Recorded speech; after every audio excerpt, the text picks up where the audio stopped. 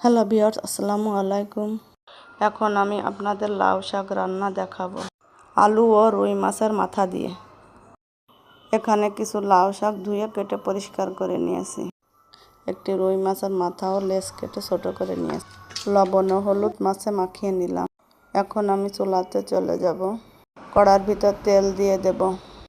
কিছু পেঁয়াজ, কাঁচামরিচ সুন্দরভাবে নাড়িয়ে দিয়ে স্বাদ মতন লবণ, পরিমাণ মতন হলুদ দিয়ে দেব। সাধারণত শাকে হলুদের পরিমাণ কম দিতে হয়। লবণ ও হলুদ পেঁয়াজের সাথে মিশানো হয়ে গেলে এখন আমি পানি দিয়ে দেব। পানিটা সুন্দরভাবে ফুটে উঠলে শাকগুলো আমি দিয়ে দেব।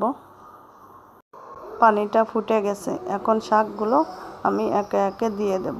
এখন আমি একটু রসুন বাটা দেব। এখন শাকগুলো আমি সুন্দরভাবে নাড়িয়ে ঢাকা দিয়ে রাখবো সেদ্ধ হওয়ার জন্য। এখানে আমি কোনো প্রকার বাটা মশলা ব্যবহার করিনি। ধনের গুঁড়া, জিরের গুঁড়া কিছুই ব্যবহার করব না। এখন আমি অন্য চুলায় প্যানে তেল দিয়ে কেটে রাখা মাছের মাথার টুকরোগুলা ভেজে নেব। রান্নাটা যদি আপনাদের পছন্দ হয়, লাইক, কমেন্ট, শেয়ার করতে ভুলবেন না। এখন মাছের মাথার টুকরোগুলো সুন্দরভাবে উলট পালট করে ভেজে নেব। মাছগুলো সুন্দর করে ভাজি করা হয়ে গেছে। এখন আমরা দেখব পাশের চুলায় শাকগুলো কেমন হয়েছে। ঢাকনাটা তুলে সুন্দরভাবে শাকটা নাড়িয়ে দেব। শাক ও আলু খুন্তি দিয়ে এভাবে সুন্দরভাবে ভাঙা ভাঙা করে দেব।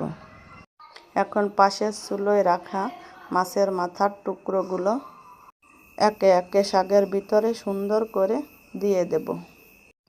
এখন মাথার টুকরাগুলো সুন্দরভাবে শাকের সাথে মিশিয়ে দেব। 1 চামচ সরিষার গুঁড়া দিয়ে নাড়িয়ে 5 মিনিটের জন্য হালকা আঁচে ঢেকে রাখব। এভাবে পানি উতলায় শাকটা রান্না করে খেয়ে দেখবেন, মজাই লাগবে।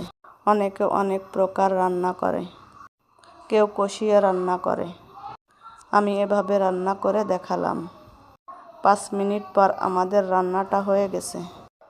এখন আমি পাত্রে তুলে দেখাবো। দেখুন তো শাকটা কত সুন্দর লাগছে। শাকটা খুব সাধারণভাবে রান্না করেছি। ভালো লাগলে সুবহানাল্লাহ।